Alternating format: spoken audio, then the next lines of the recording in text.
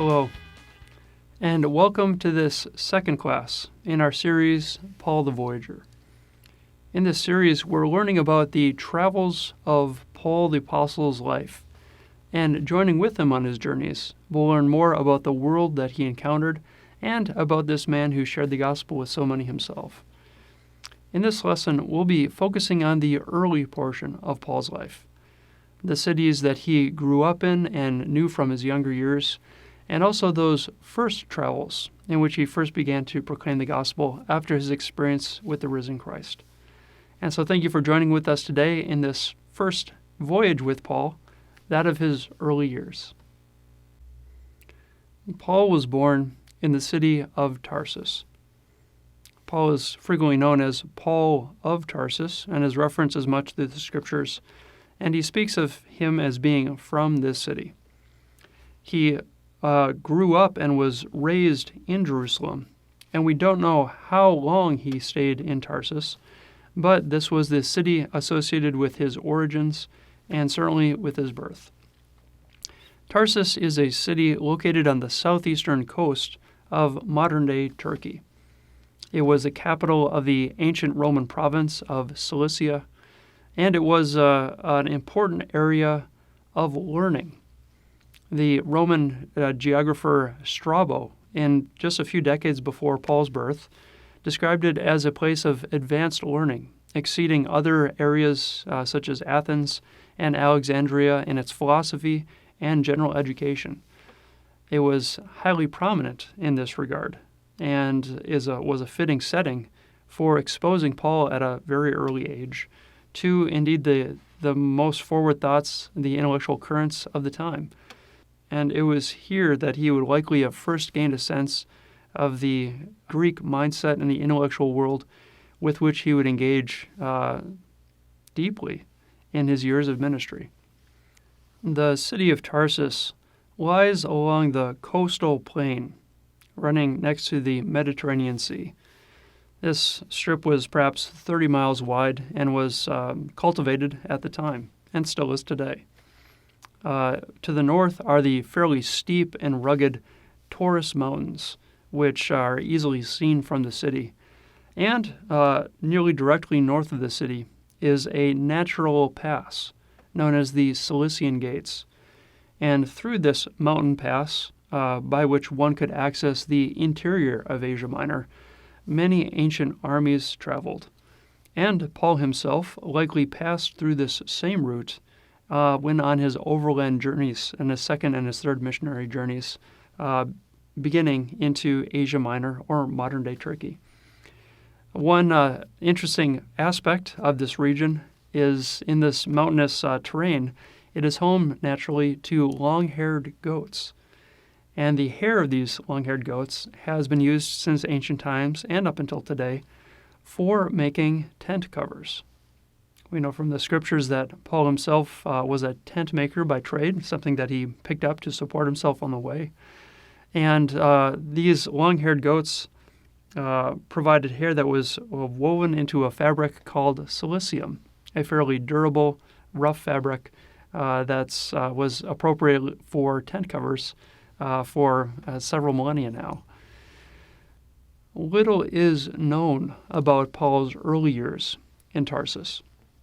We again don't know exactly when he might have moved, don't have any concrete sense of where he might have lived. But we do know that Paul returned to Tarsus later in life.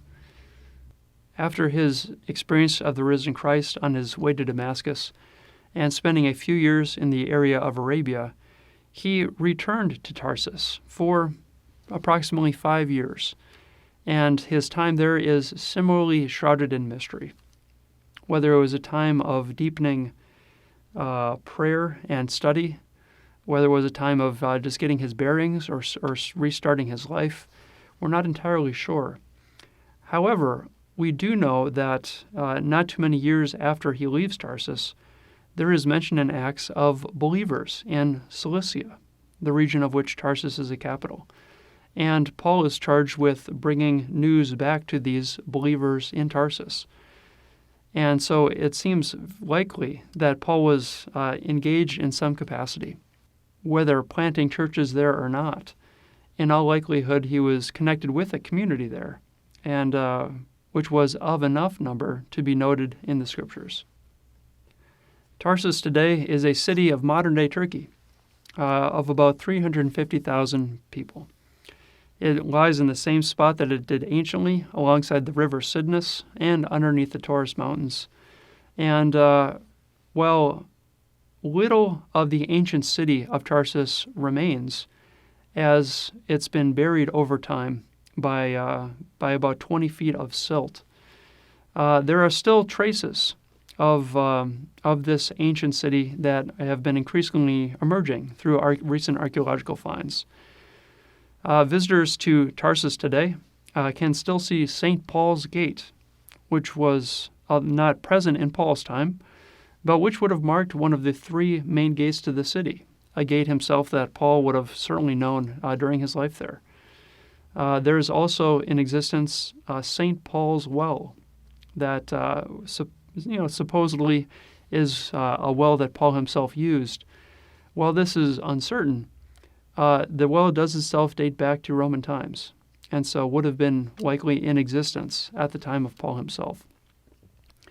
In recent decades have been uncovered portions of streets as well as residences, shops, and so forth, and archaeological researchers continue to uncover parts of this ancient city, even while little traces of Paul's direct interaction with it can be found. Nonetheless is revealing increasing treasures of what life was like back at the time. And also of note, north of the city, about 10 miles, still exists in plain sight a portion of a Roman road, a full 10-foot wide Roman road leading up to the Cilician Gates, a road which many famous people through history have passed, and which Paul himself most certainly took on his travels to Asia Minor. Paul grew up in the city of Jerusalem. It was there he was raised and educated under the very prominent Rabbi Gamaliel, perhaps the most prominent of his age. And it was here in Jerusalem, the capital city of the Jewish peoples, that Paul received his training in the law. He was a Pharisee. He was, as he says, excelling all of his colleagues in his study of the law, and also was very zealous for the traditions that he had received. And here in this capital city of Jerusalem, Paul would have gotten, in all likelihood, deeply acquainted with Jewish life, with Jewish traditions, religious practices, and everything having to do with the Torah. The exact time of Paul's life in which he moved to Jerusalem is unknown. Whether he was sent abroad singly to be educated, or whether his family moved with him, is likewise unknown. Although there is reference later on in Paul's life to his nephew living in Jerusalem. And so there's some indication that he was not the only family member to move to Jerusalem at this time. Later, and for a brief period of time, Paul would persecute the churches as a fierce defender of the Jewish faith. He would go around after the stoning of Stephen to haul people off to prison, going house by house.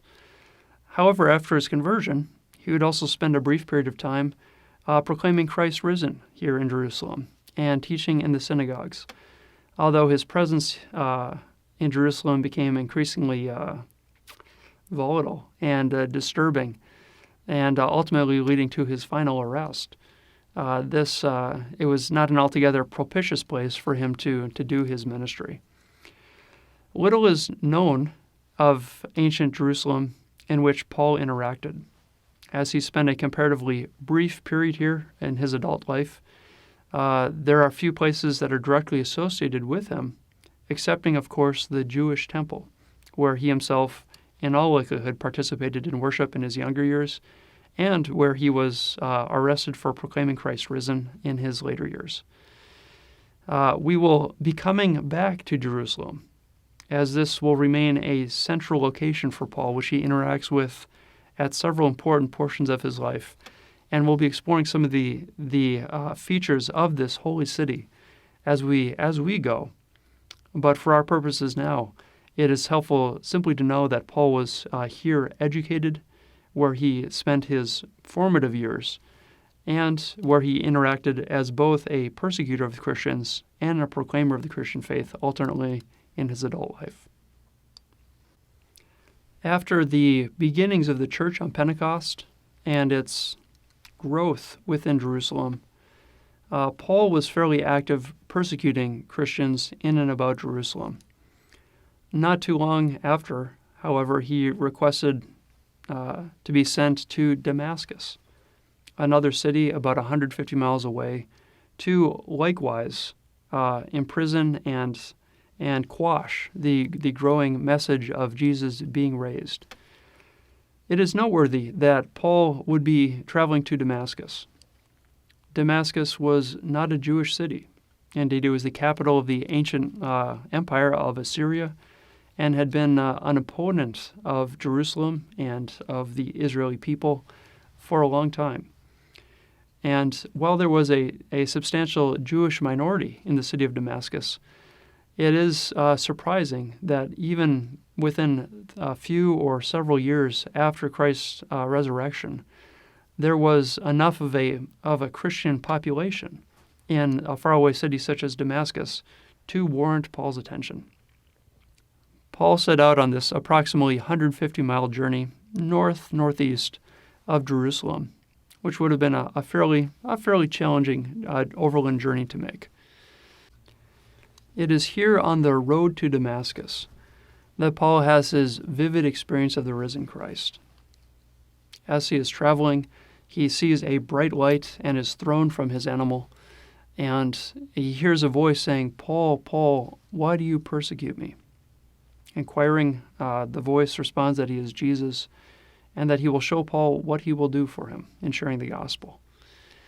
And Paul is blinded for a few days, which he eats and drinks nothing. And thereafter, a messenger named Ananias of Damascus is sent to him to share with him what God has told him to do. This city of Damascus has the distinction of being the longest continuously inhabited city in the world. There are references going back to 200 BC and of this city of Damascus, and it has been a continuously active city since that time. It is very happily nestled between two rivers, the Apana and the Pharpar, and it was a natural oasis for any travelers coming from the Fertile Crescent or Mesopotamia, heading to either the Mediterranean Sea or down into Egypt. It was an unusually fertile and lush area. It would have been a natural, almost inevitable destination of travelers or traders. They would all come through the city of Damascus. It was nestled under the Anti-Lebanese mountains, and the Mount Hermon would be easily visible and still is today from Damascus. And the snows from it feed these rivers and give it the setting which it does today. Modern-day Damascus has seen some difficult times.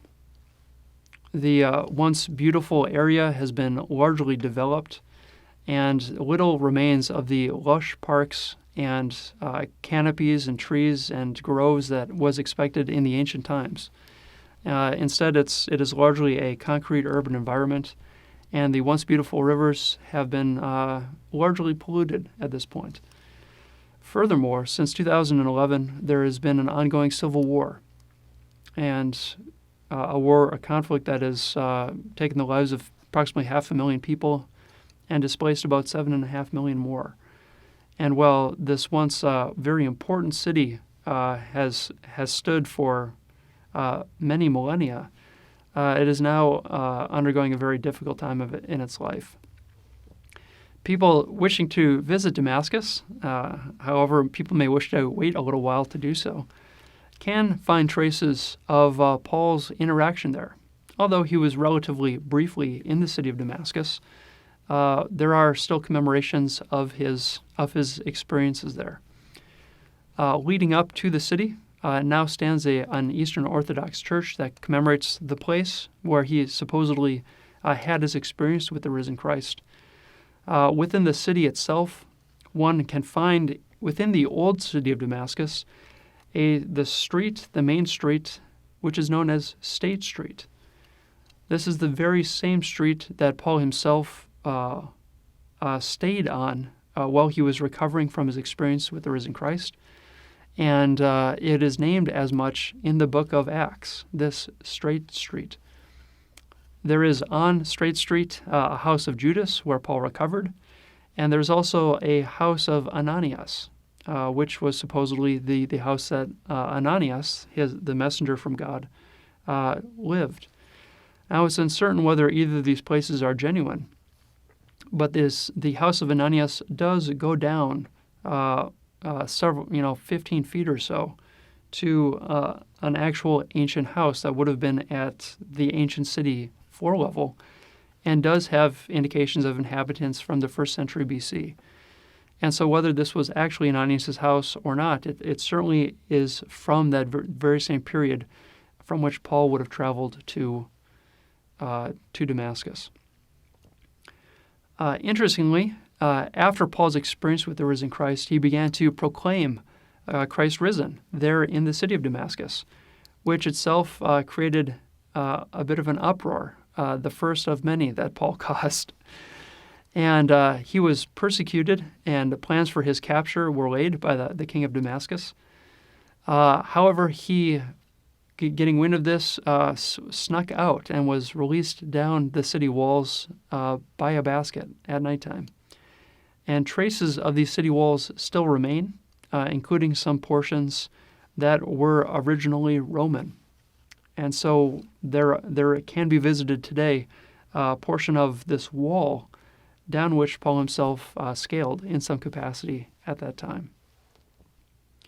Paul, after retreating to a few years to Arabia, indeed came back through Damascus on his ways into his future journeys. But after this brief visit, one could even say it was a stop through Damascus, he did not return later in life. This city, however, played a pivotal role in Paul's life. It is where he had his great conversion experience. And it's also a city rich in Old Testament history, as people such as Abraham, David, Solomon, Naaman, and Elijah, other kings of Israel, had interactions with this city of Damascus. And so it is rich further in additional Christian history for its interactions with these important figures in addition to Paul. After his brief time in Damascus, Paul says in Galatians that he retreated to the area of Arabia for 3 years. What he did during this time is unknown, but presumably spent it in further reflection, prayer, work. We can't say exactly what else. But after returning through Damascus to Jerusalem and some difficult experiences there, he returned again to his hometown of Tarsus, where he stayed approximately from the years 35 to 40 AD. At that time, he was called by another church leader named Barnabas to join him in the city of Antioch. Whether he was aware of Paul's potential church planting in Cilicia, whether he knew of him as a growingly prominent speaker, we cannot say. But for some reason, Barnabas was informed of Paul and called him to come and work aside him in the city of Antioch. The cities that we've discussed so far, Tarsus, Jerusalem, Damascus, are all noteworthy and important cities in the ancient world. However, at this time, Antioch was a major city. It was a substantial urban megalopolis. Rome was the largest city in the Empire of Rome, populating, some say, upwards of 1.2 million people. The second and the third largest cities of the empire, however, were Alexandria in Egypt and Antioch here in Syria. Antioch would have been home to more or less 500,000 people, and was indeed an enormous and wealthy city. It was the gateway to the east from which Roman armies would launch, and it was likewise the main Mediterranean port from the east. Antioch sits next to the Orontes River, which travels, is a wide river and travels for about 25 miles inland. And it was through here that a great deal of trade, of commerce, of military activity would have transversed. For this reason, it is a natural spot for the growth of the Christian faith. It possessed a fairly sizable minority of Jewish peoples, probably about 10% of the population. And the scriptures also mention a number of people called God-fearers, which would have been Gentiles sympathetic to or interested in the Jewish faith. And this, and again on account of its large population, would have been a very natural place for first evangelism to the Gentile peoples to begin. And it was for this purpose that Barnabas in all likelihood summoned Paul to join him in ministry. Antioch was a place of further interaction with Christian leaders. St. Peter himself visited from Jerusalem, leading to what was known as the Antioch incident. And there's actually more commemoration for St. Peter's presence in Antioch than St. Paul's. But this was a launching point for Paul. It was a city from which he left on each of his 3 subsequent missionary journeys. And the church of Antioch was his sending church. It was the place that he left from and returned to and gained some support from in his missionary work. And so it remained important through his life, even if he didn't spend a considerable amount of time there. He was in Antioch off and on for perhaps 5 years after his time of Damascus and would return occasionally for brief periods. However, this city of Antioch, this great Roman city, was important in later Christian centuries. It was the city in which an important person named Ignatius was bishop, who around the year 100 was martyred, and who wrote a set of important letters, which are among the most important early documents of the Christian faith that we have from this St. Ignatius. St. John of Chrysostom, a very important early church theologian, was also bishop here for a period of time. And there are some impressive churches, including a church dedicated to St. Peter, still in existence in Antioch. Moreover, it has been surmised that the Gospel of Matthew was written in and for the people of Antioch. While this cannot be proven conclusively, it indeed fits with many of the topics and the presentation given in Matthew's Gospel. Antioch, which in its time was essentially the Roman capital of the East, today has declined in size fairly sharply. Antioch is today the Turkish city of Antakya, located in the very southeastern portion of Turkey, and is home to approximately 175,000 people today. Little of the ancient city is evidenced at ground level, as with many of these ancient cities, silt from their adjoining rivers have covered them over. The ancient harbor serving the city of Antioch has been completely filled in, and the ancient city sits underneath many feet of silt. Moreover, as Paul's activities in Antioch are very briefly mentioned in the Scriptures, we don't have record of him interacting with any particular locales within this city. For this reason, there is not much one can visit in retracing the steps of St. Paul. However, in some recent archaeological finds, as well as in an important archaeological museum, the Hatay Archaeological Museum, one can see traces of this ancient city, and most especially beautiful mosaics, indicating the culture and the wealth of this once very important ancient city.